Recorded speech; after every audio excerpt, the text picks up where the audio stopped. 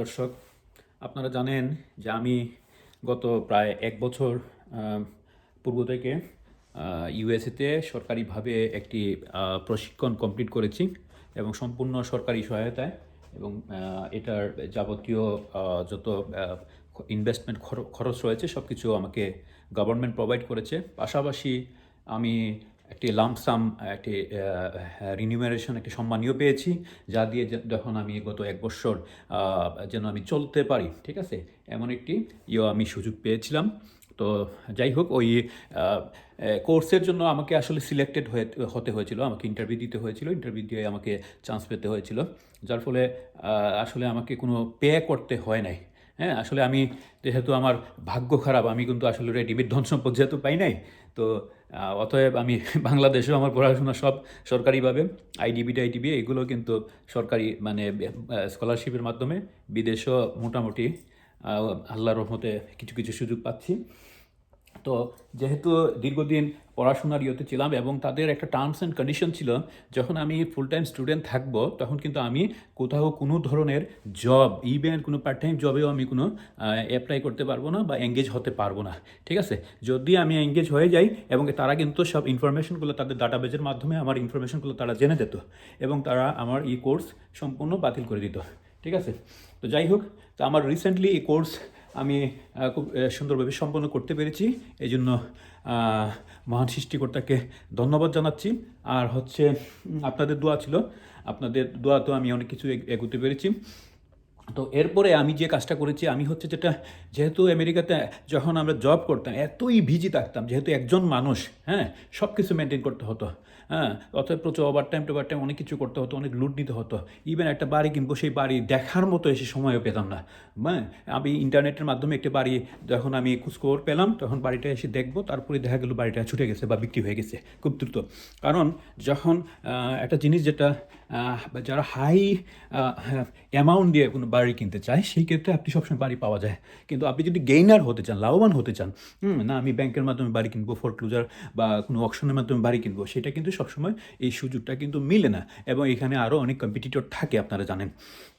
Anyway, তো যাই হোক, আমি যেহেতু পড়াশোনার সৌভাগ্য এবং লাস্ট মুহূর্তে কিছু গত 2 মাস পূর্ব থেকে, প্রায় 2.5 মাস পূর্ব থেকে আমি অনেকটা ফ্রি, যেন আমার কোর্স অনেকটা কমপ্লিট হয়ে আসছে। এখানে আমার কিছু রিভিউ ছিল, এগুলো শেষ হয়ে গিয়েছে। তো এই সুবাদে আমি কি করেছি, আল্লাহর রহমতে আমি একটা গরিবানা শুরুতে একদম কোনো লোনে যাই নাই, ব্যাংক লোনে যাই নাই, হ্যাঁ, আমি অনেক চেষ্টা করতে করতে একটা অকশনের মাধ্যমে একটা বাড়ি পেয়ে গিয়েছিলাম, এবং এই বাড়িটা আমি কিনেছি। কেনার মাধ্যমে এখানে আমি অলরেডি, এটা হচ্ছে আমার একটা বেডরুম, এটা ফুল, এখানে আমাকে অনেক কিছু রিমডেলিং করতে হচ্ছে। তো রিমডেলিং যে করতে হচ্ছে, এটা হচ্ছে, এই যে দেখুন, এটা হচ্ছে আমার একটা বেডরুম। এইখানে আমি বেডরুমটা রেডি করছি, রেডি করে এখানে অনেক কাজ করতে হয়েছে আমাকে, কিছু দরজা জানালা ফিক্স করতে হয়েছে, কিছু স্ট্রাকচারগুলো কিছু চেঞ্জ করতে হচ্ছে, হ্যাঁ, কিছু পুডিং দিতে হচ্ছে, কিছু পেন্টিং করতে হয়েছে, আরও কিছু বাইরে কিছু কাজ আছে। তো এই যে আমি একটা রুম আমি আমার এই যে রেডি করেছি, এই রুমটাতে আমি আপাতত উঠে গেছি। কারণ এই এমন একটা রুমের জন্য আমাকে ভাড়া দিতে হতো মিনিমাম, হ্যাঁ, $700 থেকে $800, ঠিক আছে, হ্যাঁ, বা আরও বেশি। নিউ ইয়র্কের মতো জায়গাতে এমন একটা বেডরুমের একটা বাসা $1200-1300, ঠিক আছে, আপনারা জানেন। তো এই যে বিষয়গুলো আসলে ইকোনমিক্যাল চিন্তা না করলে মানুষ উন্নতি করতে পারে না। কিছু মানুষ আছে যেটা মনে করেন, মানুষ যদি প্ল্যান করে না চলে, রাজার ভাণ্ডারে কুলায় না। আর কিছু কিছু মানুষ আছে দেখবেন অল্পর মধ্যে অনেক কিছু করতে পারে, সেটা হচ্ছে প্ল্যান, পলিসি, সুশিক্ষা। আর সুশিক্ষা যদি মানুষের না থাকে, তাহলে অনেক মানুষের প্রচুর টাকা আসতেছে, বাট তারা they don't know how to make money, how to increase their money, how to increase their property, ঠিক আছে। তো এই যে ধরেন, এখানে আমি একটা করছি, আমি নিজেই কাজ করতেছি এখানে, যেহেতু আমি আবার আগামী সপ্তাহ থেকে আমার এখানে জবে ঢুকে যাচ্ছি। তো জবে ঢুকার পূর্বে এখন আমি একটু ফ্রি আছি, এই জন্য আমার সময়গুলো কাজে লাগাচ্ছি আমি। দ্বিতীয়ত এই যে ইয়েগুলো আমি নিজে করছি, অনেক কিছু কিছু ছোটো ছোটো ছিল, এগুলো আমি ঠিক করছি। এই যে আমি এগুলো সব চেঞ্জ করব, এই যে কার্পেট সব কিছু আমি চেঞ্জ করব। তো এই যে দেখেন, এগুলো অনেক কাজ করতে হচ্ছে আমাকে, অনেক কিছু চেঞ্জ করতে হচ্ছে। বাট এই যে চেঞ্জ করতে হচ্ছে, আমি কিন্তু লাভবান। কারণ হচ্ছে, এটা যদি সব কিছু চেঞ্জ করা থাকতো, এগুলো যদি আমি ওইভাবে একদম কমপ্লিট হিসাবে কিনতাম, তাহলে কিন্তু আমাকে অনেক দাম দিয়ে কিনতে হতো, ঠিক আছে। প্রায় এমন একটি বাড়ির জন্য আমাকে কমপক্ষে $1 কোটি খরচ করতে হতো, হ্যাঁ। তো সেইখানে কিন্তু আমি অনেক চিপে করতে পারছি। আমি হয়তো খরচ করতেছি, বাট এই খরচটা তো কত আর খরচ করতেছি, তাই না। হয়তো দেখা গেলো আমি ইন টোটাল আমার আরও প্রায় $30,000 মতো আমি ইন টোটাল আরও খরচ করবো, হ্যাঁ, ম্যাক্সিমাম। তো তারপরে দেখা গেলো আমার এই বাড়িটা কিন্তু হয়তো আমি নিজে থাকতে পারতেছি, আমার ভাড়াটা সেভ হচ্ছে। তারপরে হচ্ছে দেখা গেলো আমি এক বছর 2 বছর পরে যদি বাড়িটা বিক্রি করে দিই, তখন দেখা যাবে এটা প্রায় 1.5 লাখ তো $2 লক্ষ আমি সেল করতে পারতেছি বাড়িটা। আসলে সবচেয়ে বড় জিনিস যেটা হচ্ছে প্ল্যান উদ্যোগ। তো এখন ঘটনা হচ্ছে যারা সঠিক প্ল্যান উদ্যোগ নিতে চায় তাদের হাতে তাকে কিন্তু তারা থাকে বিভিন্ন দিকে সমস্যাগ্রস্ত থাকে। এবং আবার যারা কিছু মানুষ রয়েছে একটু আবুল টাইপের, দেখবেন কোনো কোয়ালিটি নাই, তাদের হাতে সব টাকা পয়সা সব কিছু নিয়ে তারা বসে থাকে। হ্যাঁ, তারা নিজে কোনো ইনভেস্ট করবে না, কোনো কাজে লাগাবে না, কোনো উন্নয়ন করবে না, তারা টাকাগুলো ভেঙে ভেঙে খাবে। এই হচ্ছে পরিস্থিতি। কিন্তু যারা বুঝদার দায়িত্বশীল তাদের হাতেগুলি ফুললি সকল দায়িত্বগুলো থাকতো, তাহলে কিন্তু মানুষ মানে আমাদের মতো ছেলেরা আমরা অনেক কিছু উন্নতি করতে পারতাম। ঠিক আছে, যেমন আমি যে যাই করতেছি আমেরিকাতে, আমি অনেস্টলি বলি আজকে 10 ইয়ার্স আমি ধরুন আমার হয়েছে, আমি 5 থেকে 6 বছর আগে আসছি, এর ভিতরে 3 থেকে 3 বার মিনিমাম মতো আমি দেশে গিয়েছি। তো এই যে আমি দেশে গিয়েছি, তারপর আসা যাওয়া, এখানে এই দৌড়াদৌড়ি, বিভিন্ন ঝামেলা, New York to Michigan to এইভাবে কিন্তু আমার টাকাগুলো কোনো সেভ হয় নাই। হ্যাঁ, আমি একটা মধ্যে ছিলাম, একটা গ্যারা খুলেছিলাম। এনিওয়ে, এইসব কারণে তার মধ্যে যাতে মানুষ কিন্তু হাজব্যান্ড ওয়াইফ সবাই আর্ন করতেছে, আমি কিন্তু আমার অনলি একা ইনকাম। হ্যাঁ, তারপরে হচ্ছে মানুষ ফুস্টাম পাচ্ছে, আমি কোনো আজ পর্যন্ত কোনো $1 ফুস্টামের বেনিফিট পাই নাই। ঠিক আছে, মানুষ ট্যাক্স পাইলে টাকা পাচ্ছে, আমি কোনো ট্যাক্স পাইলে টাকা পাই নাই। ঠিক আছে, ট্যাক্স পাইলে টাকা পাই নাই, বরঞ্চ হ্যাঁ যদি আমি কখনো নিজের থেকে ট্যাক্স পেড করি, তখন আমাকে আরও সরকারকে উল্টা ব্যাক করে দিতে হয় টাকা। হ্যাঁ, কিন্তু দেখা যায় বর্ষার শেষে টাকা থাকে না, চতুর্দিকে খরচ। হ্যাঁ হ্যাঁ দুনিয়ার খরচ, কিন্তু দেখা যায় একজন সরকারের খাতে দেখা যায় ইনকাম বেশি, তাই না? এনিওয়ে, যাই হোক, কিন্তু আমি একটু কৌশলী হতে চাচ্ছি। এখন আমি আরও আগ থেকেই বলছিলাম যে আমি সফটওয়্যার রিলেটেড কিছু করতে চাচ্ছি। তো কীভাবে করবো? কারণ আমার ঘর নাই, বাড়ি নাই, কীভাবে আমি কোথায় থাকবো? আমার একটা আয়োজনের প্রয়োজন রয়েছে। আর এই দেশে কিছু একটা কাজ করতে গেলে সবচেয়ে বড় জিনিস যেটা হচ্ছে, যেমন এখানে আমি বলছি যে আমার বাংলাদেশে যখন সফটওয়্যার নিয়ে বা ওয়েবসাইট নিয়ে কাজ করতাম, তখন কিন্তু সব কিছু ফ্রি পেতাম সরকারিভাবে। হ্যাঁ, কিন্তু এইখানে কিচ্ছু ফ্রি না, everything I have to pay monthly subscription. ঠিক আছে, প্রতি মাসে চাঁদা দিতে হয় তাদের বিভিন্ন সফটওয়্যারের জন্য, কিছু রয়েছে ইয়ারলি পেমেন্ট করতে হয়। তো যার ফলে ধীরে ধীরে ধীরে তারপরে যদি মানুষ হাজব্যান্ড ওয়াইফ যদি দুজনেই দায়িত্বশীল বুঝদার বৈশ্বিক হয়, তখন কিন্তু প্ল্যান ওয়াইজ মানুষ এগোতে পারে। তো যাই হোক, আমার যেহেতু এই ধরনের সুযোগ সুবিধা নাই, আমি এককভাবেই পড়ছি। এবং ধরেন আমার এখানে কেউই যারা আছে তারা কেউই এতটা বুঝদার বা না, ওরা খালি টাকা আসবে, টাকা ধুমধাম করে নষ্ট করবে, কিন্তু বৈষয়িক বা সম্পদ করা বা কিছু করা এটাতে নাই। হ্যাঁ, তো এ নিয়ে জায়গা আমি অনেক কষ্ট করে করছি। এখন আমি এখানে নিজে অনেক কিছু চেঞ্জ করতেছি। তো এই যে দেখেন, চেঞ্জ করতে গেলে অনেক কিছু লাগে। যেমন আমি আমার এই যে ফ্লোর রয়েছে, এটার আমি এই কার্পেটটা আমি চেঞ্জ করব। ঠিক আছে, এই যে কার্পেটগুলো আমি কার্পেটগুলো চেঞ্জ করব। ঠিক আছে, কারণ এখানে ঘরে কাজ করা হয়েছে, পেন্টিং করা হয়েছে, ইউটিও করা হয়েছে, অনেক কাজ হয়েছে। তো এই যে কার্পেটগুলো নষ্ট হয়ে গেছে, তো এই যে কার্পেটগুলো নষ্ট হয়েছে, এবং কার্পেটটা এমনি তো পুরাতন কার্পেট, তো এটা আমি চেঞ্জ করব। তো এটা চেঞ্জ করতে গেলে এছাড়া যে আরও যে বিভিন্ন কাজ আমি করতেছি, অনেক কিছু আমাদের দরকার হয়। এই দরকার যেহেতু আমার এগুলো পর্যায়ক্রমে লাগে, তা আমি এই টুলসগুলো কিন্তু অলরেডি কিনে নিয়েছি। দেখুন, যেমন মনে করেন এটা হচ্ছে কি, আমি যখন আমার কার্পেট ফিটিং করব, তখন আমার এক ধরনের পিন লাগবে। সেটা যে বিশেষ করে কার্পেটের যেটা আমার স্টেয়ার বলতে আমাদের যে সিঁড়ি রয়েছে, এই যে আমি দেখাচ্ছি সিঁড়িগুলো। ঠিক আছে, এই যে সিঁড়িগুলো যখন আমি চেঞ্জ করবো, এই যে কার্পেটগুলো আমি চেঞ্জ করবো, দেখেন তো এটা কার্পেটগুলো, তখন কিন্তু আমার লাগবে, পিন লাগবে, একদম স্টেপলার লাগবে। স্টেপলার গান দিয়ে আমি এই পিনগুলো দিয়ে এই কার্পেটকে আটকে দেবো। এটা হচ্ছে স্টেপলার গান। কারণ এটা কিন্তু আমার একটা প্রপার্টি হয়ে গেল, ঠিক না? এটা তো আমার একবার না, আমার ইচ্ছা রয়েছে যে ইন ফিউচারে আমি হয়তো আরও বাড়ি কিনবো, আস্তে আস্তে বাড়ি কিনবো। এবং মনে করেন আমি বাড়ি নিজেই ডেভেলপ করব। কারণ আমার অলরেডি আমি আবার রিয়েল এস্টেটের নিয়ে নিচ্ছি, আমার প্রায় কমপ্লিট হয়ে যাচ্ছে রিয়েল এস্টেটের লাইসেন্স। তারপর হচ্ছে যেটা আমি যে হোম ডেভেলপার, যেটাকে বিল্ডার্সের আমি লাইসেন্সও নিচ্ছি, যেটা বাংলাদেশে যেভাবে বলা হয় সিভিল ইঞ্জিনিয়ার, এদেশে হচ্ছে হোম বিল্ডার্স। যখন আমি যে সার্টিফাইড হয়ে যেতে পারি, দেন আমি কিন্তু নিজে এখানে একটা কোম্পানি করতে পারবো সরকারিভাবে অনুমোদন নিয়ে। তখন কিন্তু আমি বড় সরকারিভাবে অনেক বাড়ি অর্ডার নিয়ে এসে বড় বাড়িগুলো আমি আমার লুকোবল দিয়ে বা আমি আমার এমপ্লয়ি দিয়ে কাজগুলো করাতে পারবো। এনিওয়ে, তো তারপরে দেখেন এই যে প্রোডাক্টটা, এটা হচ্ছে নি কিচার। এটা হচ্ছে নি কিচার, এটাকে কি বলে নি কিচার। হ্যাঁ, আমি আমি কিন্তু এতটা আসলে বাড়িঘরের কাজ আমি জানতাম না, বাট আমি এগুলা সবচেয়ে বড় জিনিস যেটা বললাম, আইটি যদি কেউ জানে, কেউ যদি ইনফরমেশন টেকনোলজি জানে, হ্যাঁ, I believe that he can do everything, if he wish properly. ঠিক আছে? সো কারণ হচ্ছে টেকনোলজি এমন একটি বিষয়, টেকনোলজির মাধ্যমে আমরা কিন্তু এখন সব কিছু পেয়ে যাচ্ছি। তো অনেক কিছু আমি জানি না, বাট আমার জানতে কোনো সময় লাগতেছে না, কারো কাছে কারণ হেল্পও নিতে হচ্ছে না। হ্যাঁ, আর দ্বিতীয়ত দ্বিতীয়ত আস্তে আস্তে তো অন্যান্য রিলেটেড যে লাইসেন্স ডিগ্রি এগুলো তো নিচ্ছি আমি। হ্যাঁ, তো এই জন্য আমি তো আগেই বলেছি যে আমি পেনসিলভেনিয়া আসতে যাচ্ছি, আমার একটা প্ল্যান রয়েছে।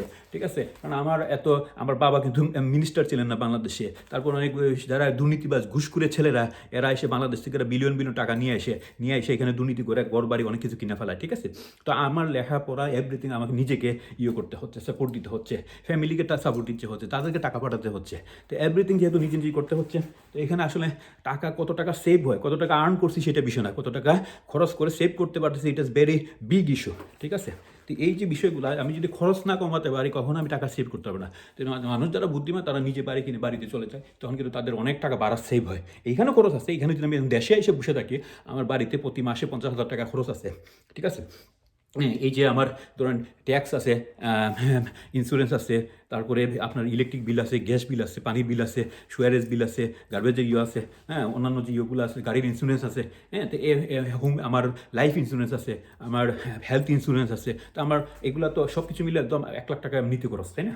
তো যাই হোক, এরপরে যাওয়ার পরে না আমার সেভিংস, এরপরে আমার ফ্যামিলিকে টাকা পাঠাইতে হয়, তারপরে অন্যান্য উন্নয়নগুলো করতে হয়, তারপরে টাকা জমাইয়া, তারপরে কোনো ব্যাংক লোনে যাচ্ছি না, তারপরে এই সফটওয়্যার ফান্ড বলেন, বাড়ি করেন, এভরিথিং শুধুমাত্র যে হালালভাবে এবং কোনো উইদাউট ইন্টারেস্টের মাধ্যমে, যেটা ক্যাশ থেকে করা, এটা খুব টাফ। কিন্তু বাড়ি সবাই কিনতে পারতেছে, কিন্তু সবাই কিন্তু লোনের মাধ্যমে মাধ্যমে করতেছে। 2-4 জন, একটা ফ্যামিলি 4-5 জনের ইনকাম করে, 4-5 জন ইনকাম হোল্ডার মিলে তারা দেখা যায় সবাই মিলে ব্যাংক লোন নিয়ে, যারা নিউইয়র্কে বলেন লাখ টাকা ডলার দিয়ে বাড়ি কিনেছে, কীভাবে সেম আমার এই সেম বাড়িটাই আপনি নিউইয়র্কে কিনেন, নিউইয়র্কে কিনলে পরে দেখা গেল এই বাড়িটার দাম আপনার $6,00,000 হবে। $6,00,000, ইউ ক্যান ইমাজিন দিস।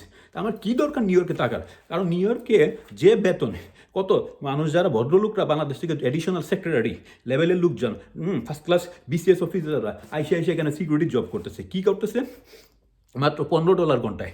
$15 কইরা আপনি বাড়ি ভাড়া কত, গাড়ি ভাড়া কত, সব কিছু মিলে কি তাদের হইতেছে, এটা তো ব্যাপার আছে। কিন্তু তারপরে তারা কীভাবে চলে? তারা চলতেছে শুধুমাত্র তাদের যে ফ্যামিলি মেম্বার আছে, তার ওয়াইফ জব করতেছে, তার ছেলেমেয়েরা জব করতেছে, এইভাবে 4-5 জন জব করে চলতে পারতেছে। আর হচ্ছে তারা ফুস্টাম্প পাচ্ছে, আরও 2-1 জন ছোটো বাচ্চা থাকলে ফুস্টাম্প পাইতেছে, ফুস্টাম্পে দিয়ে তাদের সারা মাসের যে বাজার আর খাওয়া দাওয়ার কোনো খরচ লাগে না, এটা একটা তাদের সেভিংস হচ্ছে। আর হচ্ছে যেটা তারা বর্ষ শেষে ট্যাক্স ফাইল করে, ট্যাক্স ফাইলে এককালীন অনেক টাকা ট্যাক্স ফাইল পাচ্ছে, $14,000-15,000 পাচ্ছে ট্যাক্স ফাইল করে, এটা একটা তাদের বেনিফিট। তারপরে হেলথ ইন্স্যুরেন্স, আমাকে হেলথ ইন্স্যুরেন্স পেইড করতে হয়, পেইড হলে সমস্যা তো নয়, আমি কয় টাকা দিচ্ছি হেলথ ইন্স্যুরেন্সে। ঠিক আছে? সে ধরেন আমি $150 আমার এককভাবে ধরেন আমি হেলথ ইন্স্যুরেন্সে দিচ্ছি, আমি ফুল কভারেজ পাচ্ছি। ঠিক আছে? আমার লাইফ ইন্স্যুরেন্সে ধরেন আরও চলে গেছে প্রায় 2 কোটি টাকার লাইফ ইন্স্যুরেন্স, সেটাতে ধরেন আমি আর প্রায় $20 দিচ্ছি মাসে। ঠিক আছে? তারপরে আমার যে গাড়ি ইন্স্যুরেন্স, এগুলো অন্যান্য বিষয়। তো এই যে তাতে কী হয়েছে, ধরেন আমার $200 চলে গেলো আমার হেলথ ইন্স্যুরেন্স, লাইফ ইন্স্যুরেন্সে, কিন্তু আমি তো এখানে নিজে সুন্দর একটা বড় বাড়ি নিয়ে গাড়ি টাড়ি করে তারপরে আমার ধরেন গ্যারেজের যে বাসার পাশে আমি খালি জায়গা পাচ্ছি, এখানে আমি শাকসবজি ফলাতে পারতেছি, তাই না? আমার কাজকর্ম, ওয়ালমার্ট, মেসি স্টোর, দোকানপাট সব কিছু আমার কাছাকাছি, আমি 10 মিনিট 5 মিনিট ড্রাইভ করলে সব পাচ্ছি, শিল্প ইন্ডাস্ট্রিগুলো আমার কাছাকাছি আছে। তা আমার কি দরকার আছে নিউইয়র্কে পড়ে থাকার? আমার জীবন তো ভাই 2বার আমি দুনিয়াতে আসবো না, একবারই আসবো। একবার তো এই বুদ্ধির মাধ্যমে করে বাংলাদেশের শ্রেষ্ঠ ধনী হয়েছিল জহিরুল ইসলাম। জহিরুল ইসলাম কীভাবে? উনি তো ঘুষ খাইয়া ধনী হয় নাই, উনি তো ব্যবসা করে পলিসি বুঝিয়ে হয়েছে।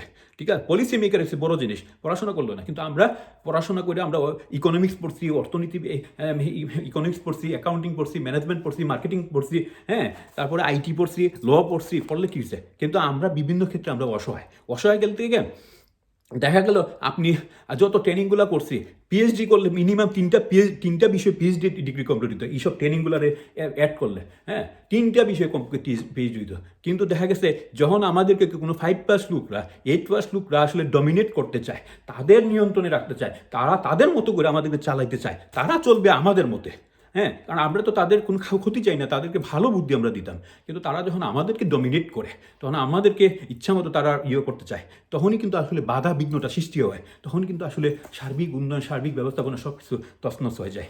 এনিওয়ে, আমি আর এদিকে গেলাম না। এই যে দেখুন, এটা হচ্ছে একটা পায়ের একটা সাপোর্টিং বলতে আমি একটু দেখাই আপনাদের।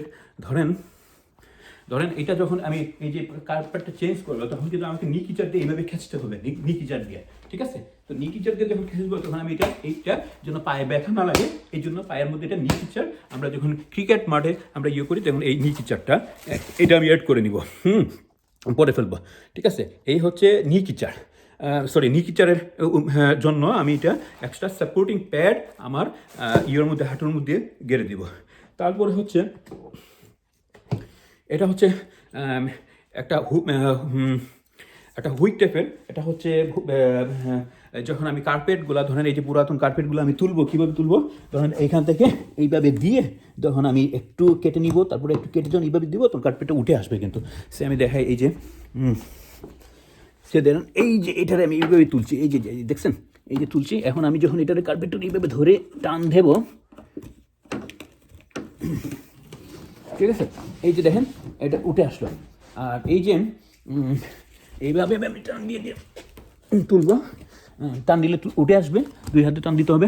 আর এগুলো হচ্ছে প্যাডিং, যেহেতু এগুলো বিদেশের বাড়ি, বিদেশের বাড়িগুলো এক ধরনের ফোম, যেন যেহেতু ঠান্ডা রয়েছে এই দেশে, ঠান্ডা যেন কোনো ক্ষতি না হয়, এই জন্য নিচে একটা প্যাডিং দিতে হয়, ঠিক আছে? আর এটা হচ্ছে এক ধরনের কি বলে, এটা হচ্ছে এক ধরনের কাঠের এক ধরনের এটা হচ্ছে এই যে কার্পেটটাকে ধরে রাখবে, মানে টাইট করে ধরে রাখবে এটা। আর এটা যেহেতু উড ফ্রেম হয়, তাহলে এগুলো দিতে হয়। আর যদি সেটা কি বলে হয়, পাকা হয়, ওয়াল টাইপের হয় আর কি, ঠিক আছে, তাহলে সেইখানে আরেক ধরনের ট্যাপ রয়েছে, সেই ট্যাপটাকে করে দিতে হবে, ঠিক আছে? এই হচ্ছে তারপরে আরও অনেক কিছু লাগে কাজ করতে গেলে। এই যে দেখুন, এই যে এগুলো হচ্ছে বিভিন্ন ধরনের রয়েছে আমাদের। এই যে যখন আমরা রিমডেলিং করি, ঘরের মধ্যে অনেক কাজ থাকে, কিন্তু দেখা গেল এই যে দেখুন, যেমন মনে করুন এই যে ধরুন এইখানে নাই, ঠিক আছে, যেমন মনে করুন এগুলো ছিল না, এগুলো আমাকে অ্যাড করতেছে, ঠিক আছে? এই যে অ্যাডগুলো, এগুলো দিয়ে আমি এগুলো একটু প্লাস্টার করে দিছি। তো এই সব বিভিন্ন জায়গাতে আছে এই ধরনের থাকে, তো এগুলো আমাকে অ্যাড করতে হয়, হ্যাঁ। তো আমি নিজে আসলে এই আমার এক্সপিরিয়েন্সটা নাই, বাট আমি যে বললাম না, আমি অনলাইন ঘাটাঘাটি করি, ইন্টারনেট থেকে ঘাটাঘাটি করে আসলে আমি সব সোর্স বেস করে কাজ করতেছি, ঠিক আছে? আর এই সব কাজে খুব কিন্তু ধরেন আমি নেক্সট উইক থেকে আমি জব স্টার্ট করতেছি, তো এখন আমি ফ্রি আছি, আমি কাজটা করতে পারতেছি। কারণ আমার এই কাজের জন্য আমি যদি জাস্ট প্রতিদিন 6-7 ঘন্টা সে কাজ করে দেয়, এমন একটা কাউকে আমি হায়ার করি, তাকে মনে করেন $300-400 করে আমাকে দিতে হবে, পে করতে হবে, ঠিক আছে? তো কমন যে কাজগুলো, যেগুলো আমি একটু বুদ্ধি খাটাইলে করতে পারতেছি, এগুলো করতে পারতেছি। আর অনেক কাজ আছে একটু রেয়ার টাইপের, অ্যাডভান্স লেভেলের, যেটা আমি যদি এখানে টেকনিক্যাল ডিগ্রি না থাকে, আমার এটার উপর পড়াশোনা না থাকে, আমার পক্ষে পসিবল না। যেমন এখানে হিটিংয়ের যদি কোনো প্রবলেম হয়, সেটা হিটিংয়ের ক্ষেত্রে লাইসেন্সদারি যারা কন্ট্রাক্টর এক্সপার্ট, তারা এসে আমার কাজ করতে হবে। প্লাম্বিংয়ের কোনো সমস্যা হইলে তারা এসে কাজ করতে হবে। বাট মাইনর যদি কোনো ইস্যু হয়, সেক্ষেত্রে আমি নিজেই সলভ করতে পারি, ঠিক আছে? তারপরে এই যে দেখেন, আমাকে যদি বাড়ি কিনলে এগুলো কিছু লাগে, এই যে অনেকগুলো টুলস আমি কিনে নিয়েছি, এগুলো লাগে। এটা হচ্ছে এই যে গড় যখন আমরা পেইন্ট করি, পেইন্ট করার ক্ষেত্রে এই যে দেওয়ালগুলোর ক্লিন করার জন্য, এটা এক ধরনের লিকুইড পেইন্ট ওয়াল ক্লিনার। তারপরে এটা হচ্ছে আমরা বাংলাদেশে যে এই যে তারপিন বলে, আমরা পেইন্ট করার জন্য অনেক সময় রং যখন ওই যে ব্রাশগুলো গাঢ় হয়ে যায়, তখন ব্রাশগুলোকে করার জন্য বা পেইন্টগুলোকে ছুটানোর জন্য আমরা তারপিন ইউজ করতে, কিন্তু তারপিন এগুলো হচ্ছে প্লাস্টিক, প্যারিস প্লাস্টার। এটা হচ্ছে একদম ফুল সিমেন্টের মধ্যে খুব টাইট, কিন্তু দেওয়াল মনে একটু যেমন আপনার জাস্ট 1-2 মিনিটের ভিতরে আপনার দেওয়ালটা একদম হয়ে যায়, টাইট হয়ে যায়, শক্ত হয়ে যায়, লেগে যায়। তারপরে এই দেখুন, এগুলো হচ্ছে পুটিন, যেগুলো বলা হয় এই যে কম্পোনেন্ট আর কি, এগুলো হচ্ছে কালার পেইন্ট, ঠিক আছে? এটা হচ্ছে পেইন্ট, এটা হচ্ছে আরেক কালারের একটা পেইন্ট। তারপরে এগুলো হচ্ছে এই যে দরজার হকগুলা। তারপরে এই যে এগুলো হচ্ছে বিভিন্ন লকগুলা, আমি অলরেডি সবগুলো লক আমি চেঞ্জ করেছি, তারপর হচ্ছে যেটা ধরেন এগুলো হচ্ছে হ্যামার, আরও অনেক কিছু আছে। এটা মানে একটা হ্যামার রয়েছে লোহার, আর এটা হচ্ছে কিন্তু উড হ্যামার। এটা মানে যেখানে আমি শক্ত হ্যামার প্রয়োজন নাই, হালকাভাবে আমি করবো, সেইখানে আমি এই ধরনের হ্যামারটা ইউজ করলাম। ঠিক আছে, এটা হচ্ছে একটা সিলিকন টাইপের একটা ব্রাশ, গুড কোয়ালিটি। তারপরে হচ্ছে যেটা, এটা তো চিনেনি আপনারা, এটা হচ্ছে ট্যাপ। এটা হচ্ছে এক ধরনের ট্যাপ। যখন আমরা ধরেন আমার এই যে ওয়ালটা ভাঙ্গা, ঠিক আছে, এখানে যখন আমি এটা ভাঙ্গা, এখানে আমি সিমেন্ট দিলাম অনেক জায়গায় করতে হচ্ছে, মানে ফিল আপ করতে হচ্ছে, ঠিক আছে, একটা ভাঙ্গাটা রিফিল করতে হচ্ছে, তখন কিন্তু আমাকে এই ট্যাপগুলো এবার মেরে দিতে হয়। মেরে দেওয়ার পরে তারপরে এখানে আমরা এই পুডিংগুলো বা ইয়েগুলো দিয়ে দিই। ঠিক আছে, তো এইরকমভাবে অনেক রয়েছে। তারপরে ধরেন এই যে দেখুন, এটা হচ্ছে ফোম। আমরা যখন পুডিং বা দেওয়ার পরে এইভাবে করার জন্য, তখন এটা ক্লিন পরিষ্কার হয় আর কি। ঠিক আছে, তারপর হচ্ছে যেটা এইগুলা হচ্ছে বিভিন্ন এই যে রশি, এগুলো রাখতে হয়। এগুলো আমার সবসময় গাড়িতে রাখতে হয়। দেখা গেলো আমি আমার বড় গাড়ি নিয়ে গেলাম, আমি ওয়ালমার্টে গেলাম, তারপরে দেখা গেলো আমি আমার কী বলে হোম ডিপোতে গেলাম, ঘরে বিভিন্ন জিনিসপত্র কিনবো। তখন দেখা যায় অনেক সময় অনেক দরজা জানালা হইলে অনেক সময় গাড়ির ভিতরে যদি জায়গা না হয়, উপরে বাইন্ডাও নিয়ে আসতে হয়। তো দেখা গেলো এটাও কিন্তু একটা কাভারেজ। দেখেন, একটা বড় গাড়ি ইউজ করার এটাও একটা বড় কাভারেজ। সেটা যদি আমি কার ইউজ করতাম, তাহলে কিন্তু আমি সেটা পারতাম না। কারে এত সব জিনিসপত্র আনা এগুলো সম্ভব হতো না। যেহেতু আমি একটু পাতারো টাইপের বড় গাড়ি ইউজ করি, তো এই জন্য আমার গাড়িতে কিন্তু এগুলো সব জিনিসগুলো, এই যে দেখেন দরজা টরজা আমি নিজে কিনে নিয়ে আসছি এগুলো। ঠিক আছে, কিনে নিয়ে এসে এই দরজা টরজাগুলো আমি নিজে ফিক্স করতেছি। ঠিক আছে, বাংলা দরজা টরজা অনেক কিছু আমি করতেছি। তারপরে যাই হোক, এখন আমি মোটামুটি একটু বসবাসযোগ্য করবো। এরপরে পরবর্তীতে আরও অনেক কাজ আছে, আস্তে আস্তে করতে পারবো। তারপরে দেখেন এই যে এটা হচ্ছে ড্রিল মেশিন, তো দেখছেনই আগে, ড্রিল মেশিন। তারপরে হচ্ছে এক্সেল।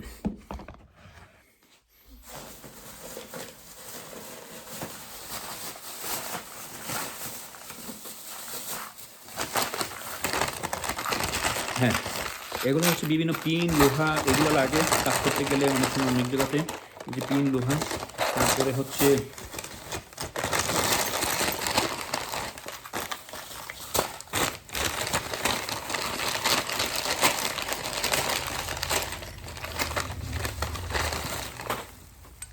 এই যে এগুলো হচ্ছে স্টার। এটা হচ্ছে উড পেন। অনেক সময় আমরা একটা লক বা কোনো কিছু করবো, ড্রিল করবো, প্রপার প্লেসে যেন এটা এই জন্য দাগ দিয়ে মার্ক করে নিতে পারি। তারপরে হচ্ছে এটা হচ্ছে এই যে ড্রিল মেশিনের জন্য বিভিন্ন এই ধরনের বিভিন্ন সাইজের রয়েছে। এগুলো হয় অনেক সাইজে আমাকে ছিদ্র করতে হয়। এই যে আমি আরও দেখাচ্ছি আপনাদের, এগুলো অনেক কিছু আসলে লাগে। এই যে ড্রিল মেশিনের জন্য বিভিন্ন আমার হাতে, এই যে দেখছেন, এই যে ড্রিল মেশিনের জন্য এগুলো অনেক ধরনের এগুলো ছিদ্র করার জন্য এটা ড্রিল মেশিনের। এই যে দেখুন, এটা হচ্ছে বিভিন্ন খুব ছোটো সাইজের লোহা, কারণ এক একটাতে এক এক ধরনের সাইজ রয়েছে।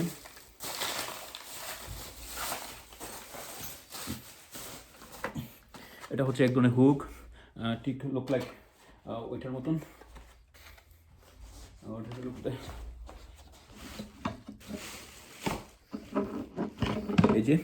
এই যে হুক, এইগুলো হচ্ছে হুক দিয়ে আমরা ওই যে কার্পেটগুলো উঠানো বা বিভিন্ন কোনো কিছু মানে উঠানোর জন্য কাজে লাগে। তারপরে এই যে কার্পেটকে কাটার জন্য এটা হচ্ছে একটা স্পেশাল চাকু। ঠিক আছে, কাটার। এটা দিয়ে আমরা কার্পেটগুলোকে কাটবো, যখন সাইজ মোতাবেক করবো, তখন এইটা কাটার আছে। তবে এটার উপর আরও আধুনিক মেশিন আছে, কিন্তু মেশিনের মাধ্যমে করা যায়। যেহেতু আমি প্রাইমারি স্টেজে আমি আমার নিজে অনেক কিছু করতেছি, তো সেই ক্ষেত্রে আমার যতটা পারছি আমি আমার কিনছি। আস্তে আস্তে যদি আমি ইন ফিউচারে ধরেন আমি লাইসেন্স নিয়ে যদি আমি কোনো কোম্পানি করি, তখন তো আমার বড় বিগ গাড়ি টাড়ি ব্যান্ড অনেক কিছু আয়োজন আছে, আস্তে আস্তে হবে। ঠিক আছে, তো আমি এখন আপাতত আমার যেগুলো দরকার আমার টুকটাক আমি নিজে কিনে নিয়েছি। এই যে এটা।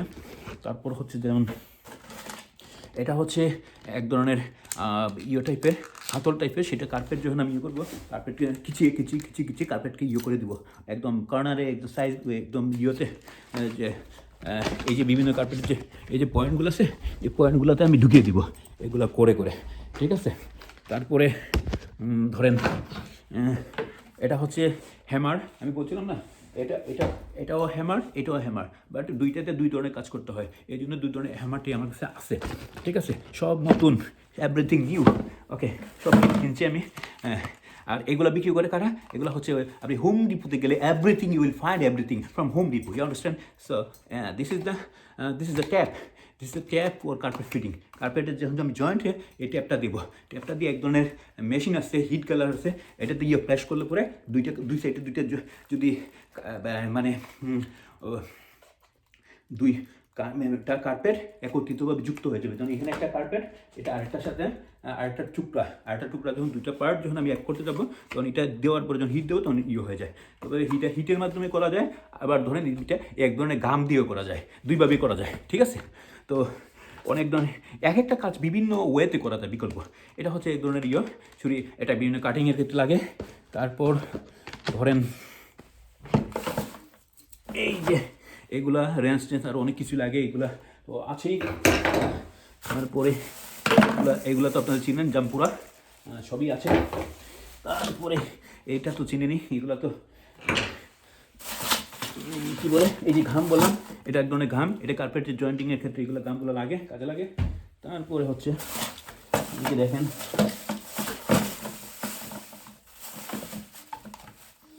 এটা হচ্ছে মেজারমেন্ট ট্যাব, ঠিক আছে। এটা একটা সুবিধা যেটা এটা অটোমেটিক করবে না, এটা বন্ধ হবে না। এটা যখন আমাকে সুইচ দেবো তখন কিন্তু এটা বন্ধ হবে না, কিন্তু বন্ধ হবে না। হ্যাঁ, আমার যত উত্তর ফেলে বিয়ে করতে হবে, ঠিক আছে। তো এইগুলো সবই লাগে মেজারমেন্টের জন্য করতে, এগুলো সব লাগে, হ্যাঁ বুঝছেন।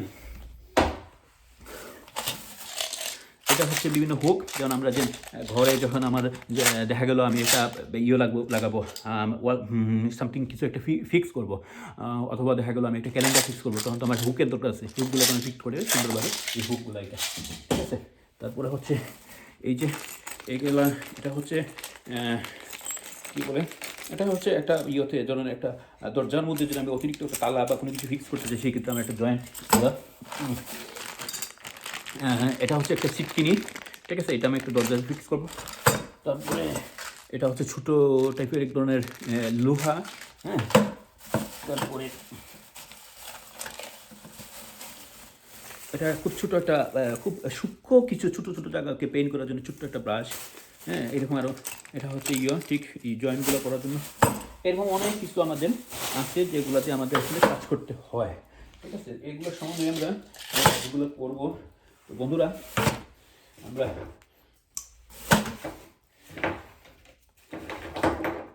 তারপরে আমরা যদি এই যে এদিকে যদি একটু দেখি আর কি কি আছে।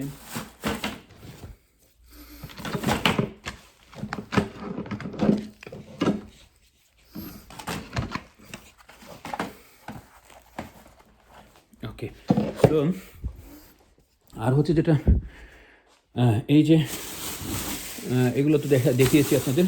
আর এইগুলো হচ্ছে, এইগুলো তো বুঝতে পারছেন, এগুলো হচ্ছে এটা একটা কমপ্লিট একটা বাক্স। সেটা হচ্ছে যখন আমি ড্রিল মেশিনের বিভিন্ন সাইজের ড্রিল রয়েছে, ড্রিলিং করার জন্য এই ধরনের একটা সেট পাওয়া যায়। এই সেটটা দিয়ে বিভিন্ন সাইজ মোতাবেক যদি আমি কাটিং বা করতে হয়, আমাকে ড্রিল করতে হয়। ধরেন আপনি কোনোটা 1/2 ইঞ্চি, কোনটা 1 ইঞ্চি টাইপের, কোনটা ধরেন আপনার খুব চিকন, কোনটা মোটা, এরকম। তো এইভাবে বিভিন্ন সাইজের ইয়েগুলো রয়েছে এখানে, এটা থেকে আমি করতে পারি। তারপরে ধরেন এইরকম আরও অনেক কিছু আছে। তারপরে এগুলো হচ্ছে এই যে এই ধরনের প্লাস্টারিং করার জন্য, এই ধরনের প্লাস্টারিং যখন আমরা করি এখানে পেইন্ট করার পরে বা ধরুন ফুটিং দেওয়ার জন্য কোনো গর্ত ফিল আপ করার পরে এটা যেন সমান্তর খুব ক্লিয়ার হয়, এই জন্য আমরা এই ইয়েগুলো ইউজ করে থাকি, ঠিক আছে।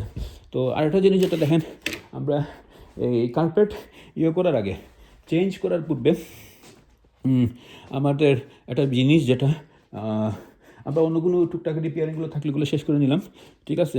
এইখানে আরেকটা জিনিস যেটা আপনাদের একটু কনফিউজড আপনারা হয়ে যাবেন, কারণ এখানে যেটা একটা জিনিস যেটা এই যে দেখেন আপনি পেইন্টগুলো, কারণ এখানে হিল, এই যে বিভিন্ন হিলগুলো ফিল আপ করছি, পেইন্ট কিন্তু একই কালার, কিন্তু এই পেইন্টগুলো আমরা যখন নিয়ে আসি তখন দেখা গেলো কোনোটাতে একই, দেখা গেলো কোনো সেলসম্যান তা সে একটু লাইটের একটু লাইট কালার দিল, কেউ একটু হালকা একটু ডিপ দিয়ে দিল। তো সেই ক্ষেত্রে দেখা গেলো এটা যখন পরে ফিল আপ হয়েছে, এই জন্য কিন্তু এটা সেম কালার হওয়ার পরে একটু দেখা যাচ্ছে। আর অনেক সময় দেখা যাচ্ছে কালার আমরা যখন নিয়ে আসি, কালার নিয়ে আসার পরে একটা কাজ করলাম, কালারটা শেষ হয়ে গেলো, সেম কালারটা যখন পরবর্তীতে আনলাম তখন দেখা গেলো সেম অফ হোয়াইট, দুইটাই অফ হোয়াইট হওয়ার পরও দেখা যায় কিছুটা একটা থাকে, পার্থক্য থেকে থাকে। আবার ফুললি যখন কমপ্লিট আবার এটাকে কালারিং করা হয়েছে তখন কিন্তু আবার একটা ম্যাচ করে ফেলতো, ঠিক আছে। যাই হোক, আমি করবো, আমি জাস্ট আস্তে আস্তে একটা বসবাসযোগ্য করি, হ্যাঁ। তো ধরেন এই ধরনের এই রুমটা আমি কমপ্লিট করেছি। এই যে এই যে এই রুমটা আমি আমি মোটামুটি কমপ্লিট করেছি। এই রুমটাতে আমি অলরেডি দেখেন এখানে কিন্তু বোঝা যায় না, এখানে কিন্তু এখানেও অনেক যে কিছু কিছু কাজ হয়েছে, এখানে কিন্তু প্রথম ফার্স্ট যে পেইন্টে কাভার করছিল এই জন্য বোঝা যায় না। এই রুমটা ফুলি কমপ্লিট হয়ে গিয়েছে। তো এইটাতে আমি কি করছি, আমি একটা রুমে অ্যাটলিস্ট আমি থাকার একটা ব্যবস্থা করলাম, আমার ভাড়াটা হচ্ছে সেভ হইলো, আর হচ্ছে যেটা আমি এদিকে এখানে থেকে দেখে কাজও করতে পারতেছি। আমি তো দূর থেকে এসে এই কাজটা করতে পারতাম না এখানে, ঠিক আছে। তারপরে এই যে এখানে এই যে অনেকগুলা পরিবর্তন রয়েছে, আমি এগুলা স্টেপ বাই স্টেপ করব। তারপরে দেখেন সে আমি আপনাদের একটু দেখাচ্ছি। এই যে এইখানে ধরেন এই যে এইখানে অনেক কাজ আছে। এইখানে ধরেন এই যে বাথরুমে দেখেন, বাথরুমে হ্যাঁ মোটামুটি এগুলো আমি করছি, অনেক কাজ করছি, এগুলো আমি অ্যাড করছি। এটা আমাকে চেঞ্জ করতে হবে, এখানে একটু রয়েছে, যাই হোক আপাতত চলতেছে, অনেক কাজ আছে। তারপরে ধরুন এইখানে এই যে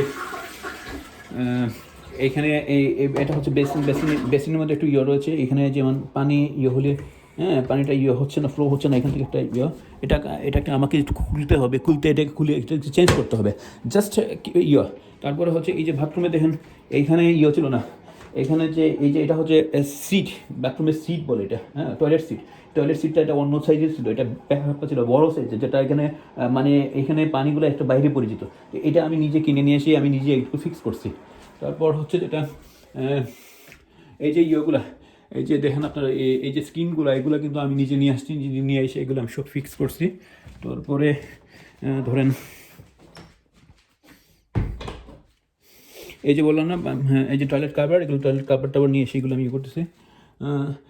আর দ্বিতীয়ত আমার অন্যান্য যে জিনিস অনেক কিছু আছে অব্যবহৃত, এগুলো আমি রেখে দিচ্ছি, কারণ পরবর্তীতে যখন আমি আরও কোনো যে বাড়িটারি কিনি, দেখা যায় আমার অনেক কিছু আমাকে কিনতে হচ্ছে, তখন যেগুলো আমার হয়তো গোডাউন আছে, এই যে পিছনে দেখা গেলো আমার গোডাউন আছে, এখানে গাড়ির গ্যারেজ, এই যে গাড়ির গ্যারেজ, এই যে আমি আপনাদের দেখাচ্ছি, এই যে দেখছেন এখানে গাড়ির গ্যারেজ ট্যারেজ আছে, পিছনে অনেক জায়গা আছে। তো এখানে ধরেন আমাকে করতে হবে, এখানে আমি আমার গোডাউন হিসাবে পিছনে রাখতে পারি, সামনে আমি যখন আমি দেশে আসলে গাড়িটা আমি এখানে লক করে চলে আসলাম। এখন আমি গাড়ি এখানে ভিতরে রাখি না, এখানে আমি এই যে গাড়িটা এইদিকে রাখি, এখানে আমার কাজ আছে, এগুলো আমাকে করতে হবে, ঠিক করতে হবে। তারপর হচ্ছে দেখা মানে আসলে টাকা মেক করতে গেলে ইনভেস্ট করতে হয়, ঠিক আছে। তারপর দেখা গেলো এখানে আমি আবার এগুলো আমাকে রিপেয়ারিং করতে হবে। এই যে এখানে হচ্ছে না, এখানে আমাকে একটা ফ্লোর কমপ্লিট করতে হবে, এখানে আলাদা উডওয়াল দিতে হবে, হ্যাঁ দেওয়ার পরে এটা পেন্টিং হবে, হবে। দেন যখন এগুলো সব কমপ্লিট হবে, তখন এটা আমার একটা সুন্দর একটা স্ট্রাকচার আসবে। এই যে আমার পাশের বাসার দেখেন, ওরা কিন্তু কাজ করছে সেম আমার বাসার মতো নিয়ে কাজ করছে, এখন একদম নতুন হয়ে গেছে এটা অপোজিটটা, ঠিক আছে। তো এই ঠিক অপোজিটটার মতোই আমি আমাকে মেক করবো। তারপরে আমি আরও কিছু দেখাচ্ছি আপনাদের। ধরেন এই যে এইখানে আমার নিচে বেসমেন্ট রয়েছে, এইখানে আমাকে কাজ করতে হবে, এখানে করে এখানে আমি নিচেও 2টা রুম করতে পারবো, বেসমেন্টের রুম আছে, জাস্ট আমি একটু প্যাডিশন দেওয়া দেওয়া টুকটাক কিছু কাজ করতে হবে। এই যে এখানে জানালাগুলোতে, তো এই যে এখানে আমাকে কাজ করতে হবে, এখানে ধরুন আমাকে ওয়াল দিতে হবে, এই যে এখানে আমাকে ওয়াল দিতে হবে, ওয়াল দিয়ে যখন প্লাস্টারিং করবো তখন এটা সুন্দর হয়ে যাবে। তারপরে হ্যাঁ হাউ আর ইউ, তারপরে হচ্ছে এই যে এখানে আমাকে ওয়াল দিতে হবে, এখানে ওয়াল দিতে হবে, ওয়াল দেওয়ার পরে ওই যে দেখেন পাশের যে বাসাটা ঠিক এই ধরনের আরও সুন্দর হয়ে যাবে, ঠিক আছে। এই যে দেখেন অন্যান্য যে বাসাগুলো, এগুলো এই যে পাশের বাসাটা যে কয়েক লক্ষ ডলার কিন্তু, ঠিক আছে। এটা প্রায় ধরেন ওই পাশের যে ওই যে অপোজিটের যে দেখা যাচ্ছে বাসাটা, হ্যাঁ, তো এই বাসাটা যদি সেল হয় এখন এটা প্রায় 2.5 থেকে 3 লক্ষ ডলার, ঠিক আছে। তো যাই হোক, এরপরে দেখেন আমার এখানে আবার জায়গাও রয়েছে, এই যে আমার রোড রয়েছে, রোডের মধ্যে প্রচুর জায়গা রয়েছে, এবং পরিবেশটা খুব সুন্দর, নাইস অ্যান্ড প্লেস। আর হচ্ছে যেটা এখানে দেখেন, এই যে আমি আমার বাসার ভিতরে আমি আমার গাড়িটা রাখতে পারতেছি, ঠিক আছে। আমার এখানে আমি রোডেও রাখতে পারতেছি গাড়ি, এই যে আমি আমার ভিতরে গাড়ি রাখতে পারতেছি, এই যে কত সুন্দরভাবে আমার গাড়িটার এখানে জায়গা হয়ে গিয়েছে, ঠিক আছে। এগুলো ঘাসগুলোকে কেটে রাখতে হয়, এই যে আমি কিছু ঘাস কাটছি, ঘাস কাটা মেশিন নিয়ে এসে এগুলো আস্তে আস্তে আমি করতেছি, সব নিজে নিজে করতে হয়, তো এগুলো আস্তে আস্তেই করতে পারবো আমি, এগুলো কেটে ফেলবো, আমি কেটে ফেলে এগুলো রং টং দেবো, সুন্দর হবে, ঠিক আছে। তাইলে দেন আমার এটা একদম নতুন কমপ্লিট একটা হয়ে গেল। ধরেন তারপর দেখেন এইদিকে অনেক পিছনে জায়গা আছে, পিছনে রাস্তা আছে, এদিকে আমি গাড়ি নিয়ে বের হতে পারি, ঠিক আছে।